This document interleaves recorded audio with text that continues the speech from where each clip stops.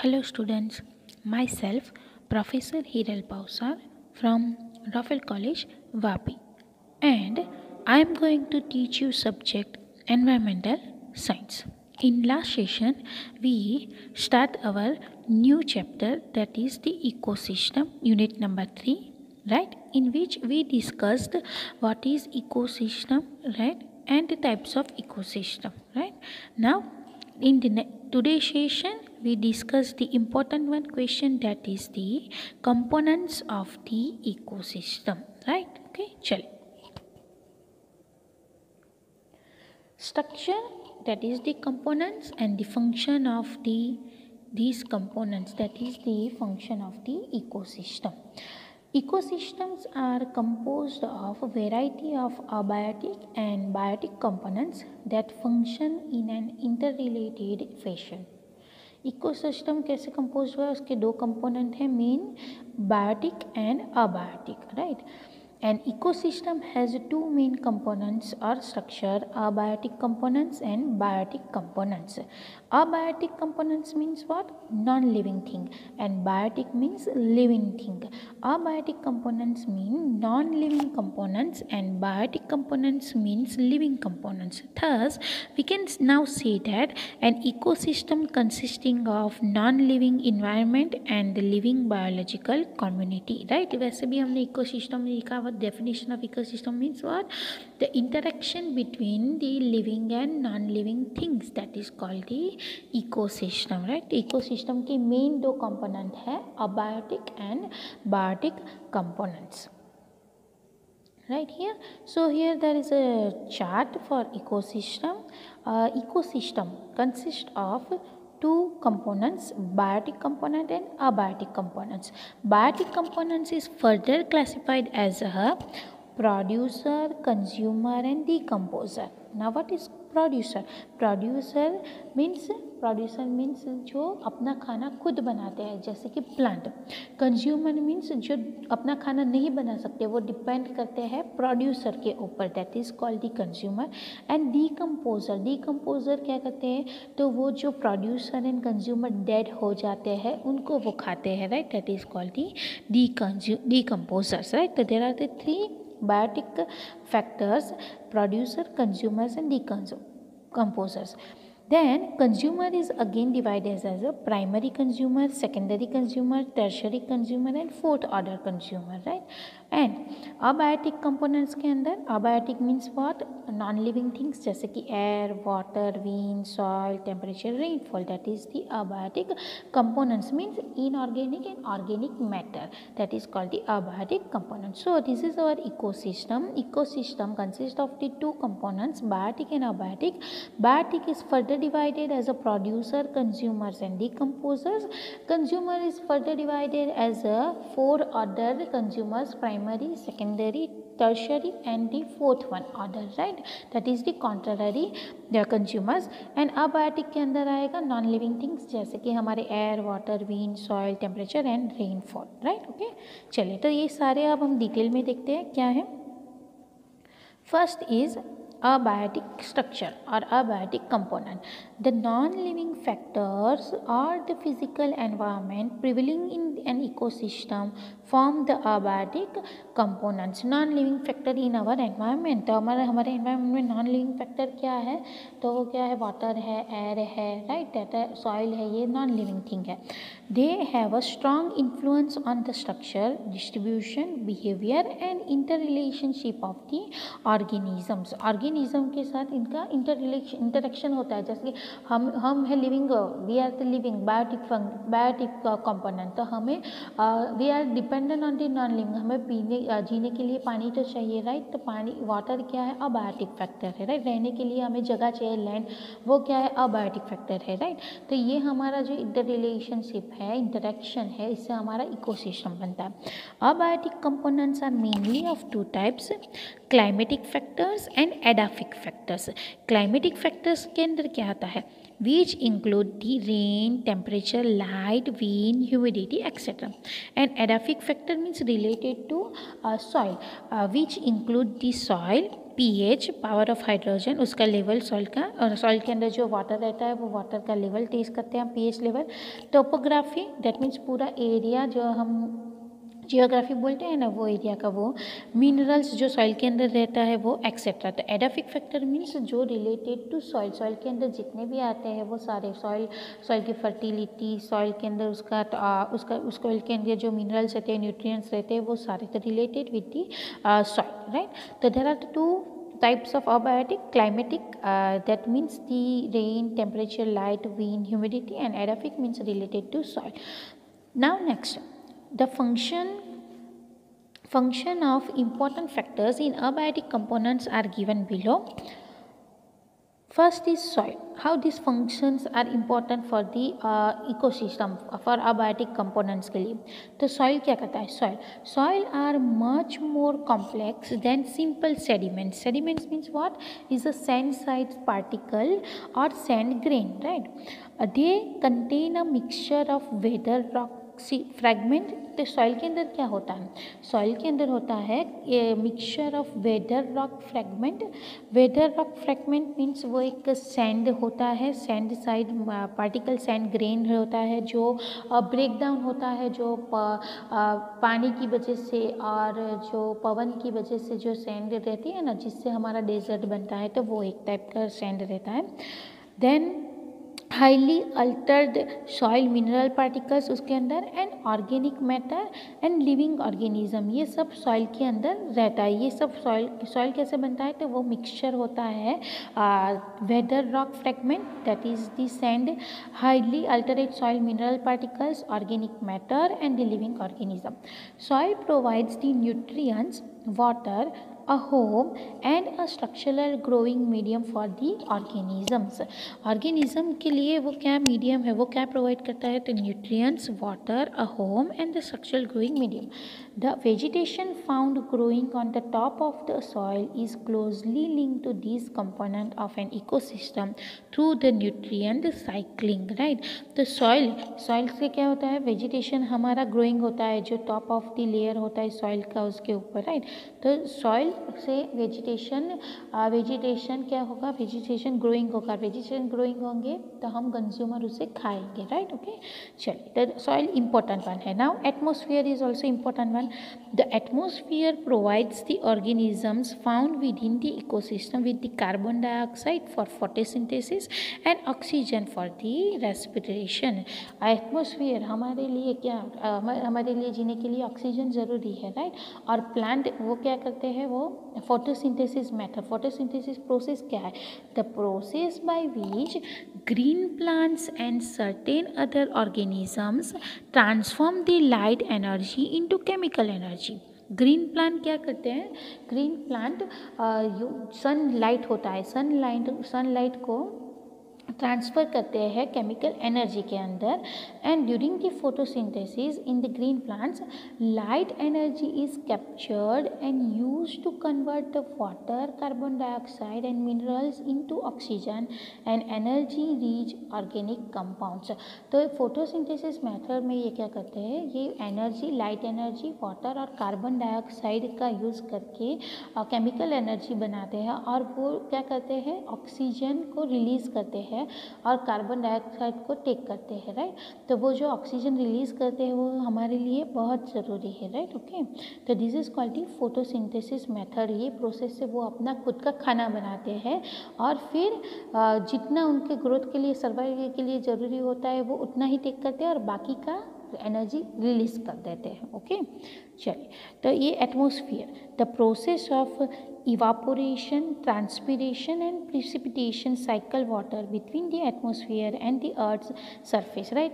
तो water cycle सबको पता है. वाटर साइकिल में क्या होता है? इवापोरेशन होता है, दैट मीन्स जो वाटर होता है वो इवापोरेशन से वेपर में कन्वर्ट हो जाता है, फिर ट्रांसफ़र होता है, ऊपर क्लाउड बनता है और उसके बाद प्रिसिपिटेशन वो रेन के फॉर्म में, स्नो के फॉर्म में नीचे वापस से सरफेस पे आता है। तो ये वाटर साइकिल जो हम नेक्स्ट टॉपिक में पढ़ेंगे इसके बाद के, right.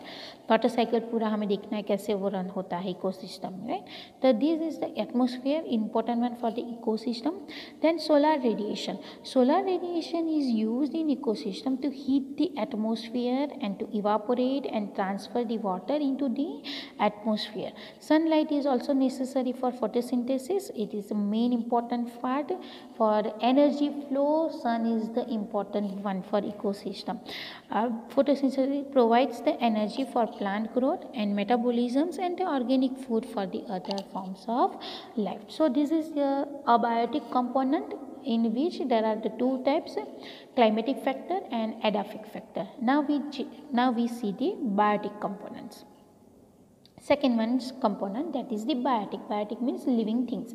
The biotic components of an ecosystem or the living components of an ecosystem is a community of organisms like the plants and animals, living things, plants and animals, which is made up of many different interdependent populations. The removal of even a single population from an ecosystem can upset the whole ecological balance. अगर कोई भी एक population remove हो जाएंगे, single population भी, तो पूरा हमारा ecological balance क्या हो जाएगा, whole upset हो जाएगा, improper हो जाएगा, ecological balance imbalance हो जाएगा. The biotic community or a living community of an ecosystem includes the three types of organism, right, जो मैंने पहले बताया था. First is producer, second one is the consumers and third one is the decomposer. चलिए, तो now what is producer. Producer क्या है? Producer किसे बोलेंगे? तो प्लांट होंगे, that is called the producers. जो अपना खाना खुद बनाते हैं उसे हम बोलेंगे producers. The green plants have chlorophyll. Chlorophyll means what? Chlorophyll means a green pigment.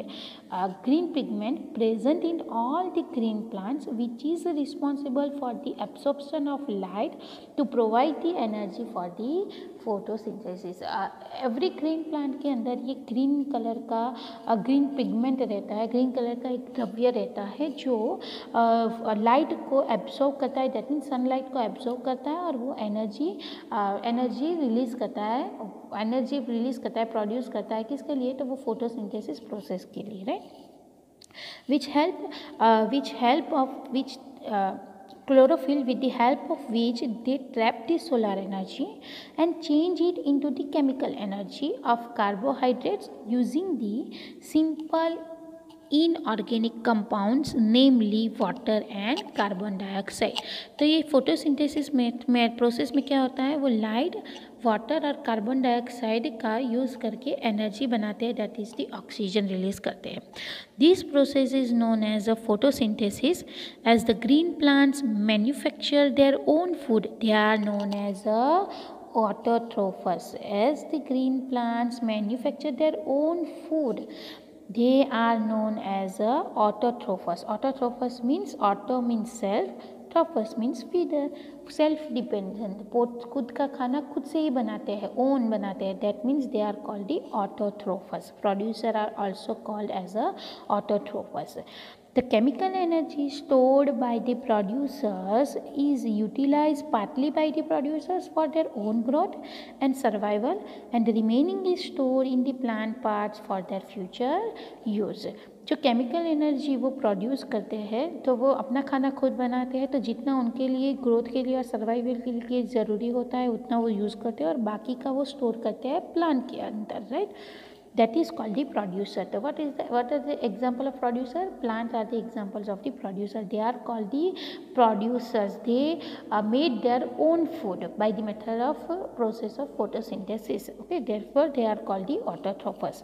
Okay, this is the first component. Now second one factor is consumer किसे बोलेंगे? तो कंज्यूमर अपना खाना खुद से नहीं बना सकते, वो डिपेंडेंट रहते हैं किसके ऊपर?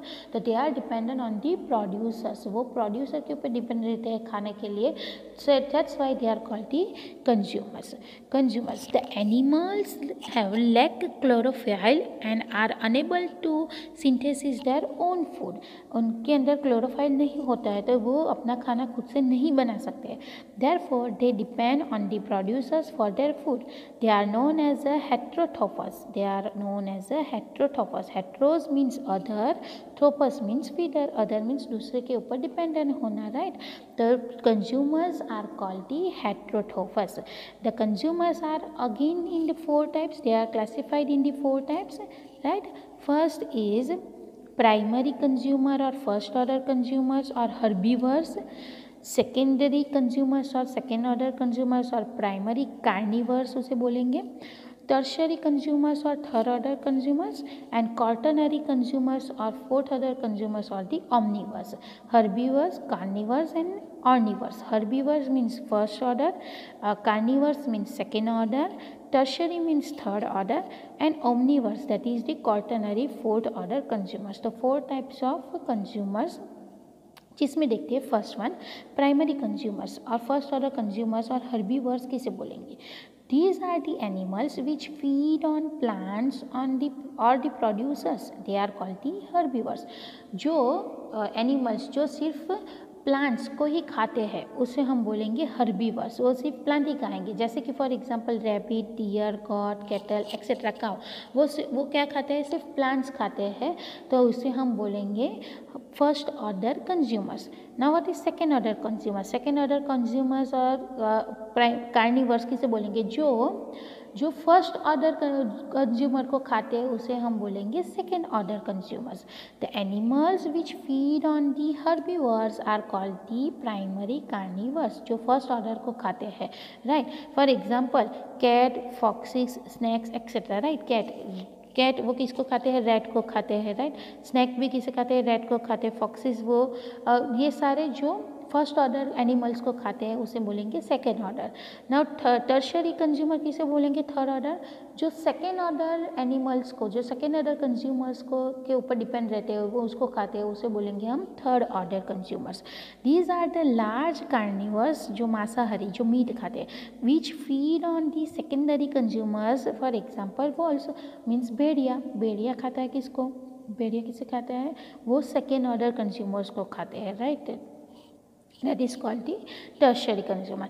And the last one, quaternary consumers or fourth order or omnivores जो थर्ड ऑर्डर को खाते हैं बट उनको कोई नहीं खा सकता. That is called the fourth order consumers.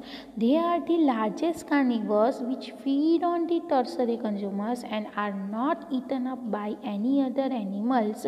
For example lions and tigers. They are called the omnivores. So what is the consumer? Consumers are called the heterotrophs because they are depend on the other. They are depend on the producers for their food. They are called consumers. There are 4 types of consumers: primary, secondary, tertiary and quaternary. Primary that is called the herbivores जो सिर्फ plant खाते हैं. Secondary जो first order animals को खाते हैं. Tertiary जो second order consumers को खाते हैं.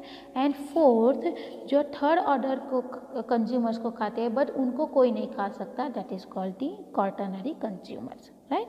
चलिए, now next is decomposer, last component of the biotic biotic component, that is the decomposers or reducers. Decompose, decayed, right? जो हमारे माइक्रो ऑर्गेनिजम्स होते हैं जिसे हम बोलेंगे decomposers. Bacteria and fungi belong to this category. जो हमारे माइक्रो ऑर्गेनिज्म होते हैं, फंगी होते हैं, फंगस होते हैं, राइट? फ्लोरा और फौना जिसे हम बोलेंगे वो हमारे माइक्रो ऑर्गेनिज्म है. वो क्या करते हैं? वो जो प्लांट और एनिमल्स डेड हो जाते हैं, जिसका डेथ हो जाता है, प्लांट सड़ जाते हैं, एनिमल डेथ हो जाते हैं, ह्यूमन बीइंग डेथ हो जाते हैं, तो उसको वो ब्रेक डाउन करते हैं उसमें से ऑर्गेनिक मटीरियल को, और वो जो ऑर्गेनिक मटेरियल है वो वापस से प्लांट वो ऑर्गेनिक मटेरियल को लेंगे और वापस से अपना फूड बनाएंगे, राइट। तो they break down the dead organic materials of plants and animals, producers and consumers for their food and release to the environment the simple inorganic and organic substances produced as by products of their metabolisms, right. तो ये जो decomposers है उनके लिए खाना क्या है, तो वो क्या करते हैं, जो डेड प्लांट्स और एनिमल्स होते हैं उनको वो खाते हैं और उससे वो इनऑर्गेनिक मैटर रिलीज़ करते हैं जो वापस से लैंड के अंदर जाएगा और वो वापस से सॉइल के अंदर से प्लांट उसका यूज़ करेंगे एनर्जी प्रोड्यूस करने के लिए, राइट। तो वैसे हमारा साइकिल चलता है पूरा इकोसिस्टम का। वैसे उस दिन भी मैंने आप लोगों को बताया, वापस से बता देती हूँ। प्लांट जो हमारे प्रोड्यूसर्स हैं, राइट, वो प्रोड्यूसर्स को खाते हैं कंज्यूमर्स,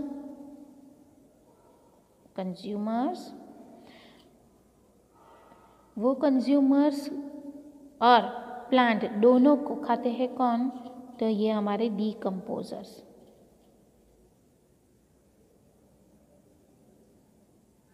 राइट। तो ये डिकम्पोजर्स में से जो न्यूट्रिएंट्स निकलेंगे इनऑर्गेनिक वो वापस से कहाँ पे जाएंगे, वो वापस से प्लांट उसे लेंगे और एनर्जी रिलीज़ करेंगे। वो एनर्जी रिलीज़ करेंगे वो कंज्यूमर्स जो एनर्जी, कंज्यूमर्स एंड प्लांट दोनों एनर्जी रिलीज़ करेंगे, वो डिकम्पोजर लेगा। तो ऐसे हमारा पूरा साइकिल रन होता है इकोसिस्टम का, राइट। ओके, चलिए, right. So what are the decomposers? Decomposers means the microorganisms, bacteria and fungi. These simple substances are reused by the producers, resulting in a cyclic exchange of materials between the biotic community and the abiotic environment of the ecosystem. The decomposers are known as saprotrophers. Decomposers are known as saprotrophers. Sapros means rotten. Rotten means सड़ जाना, सड़ा हुआ. Sapros means rotten. Trophus means feeder, right? The decompose are called as a saprotrophers. Sapro means rotten. Rotten means सड़ जाना, सड़ा हुआ, right? जो सड़ जाता है हमारे डेड मटेरियल उसको कौन खाता है, उसके डिकम्पोजर्स खाते हैं और फिर वो इनऑर्गेनिक मैटर न्यूट्रिएंट्स बनाते हैं, वो वापस से लैंड के अंदर जाता है, राइट। ओके, चलिए, तो यहाँ पे ये हमारा कंपोनेंट्स ऑफ इकोसिस्टम कंप्लीट हुआ, जिसके अंदर हमने देखा, राइट, इकोसिस्टम के अंदर। तो which are the components of the ecosystem? There are two types of components, biotic and abiotic components. Biotic components means the living things and abiotic components means non-living things. Biotic components further divided into three categories, that is the biotic factors, producers, consumers and decomposers.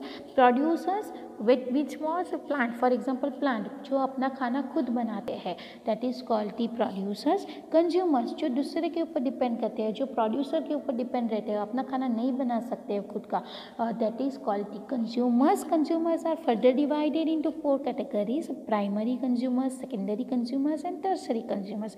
Primary consumers that means जो सिर्फ plant खाते हैं, right, जो सिर्फ producers को खाते हैं, that is called the primary, that is called the herbivores. Then secondary consumers, that is called the carnivores, जो फर्स्ट ऑर्डर को खाते हैं. Tertiary जो सेकेंड ऑर्डर को खाते हैं. And fourth one is the quaternary, that is the omnivores, जो tertiary जो थर्ड ऑर्डर कंज्यूमर्स को खाते हैं बट उनको कोई नहीं खा सकता, that is called the omnivores.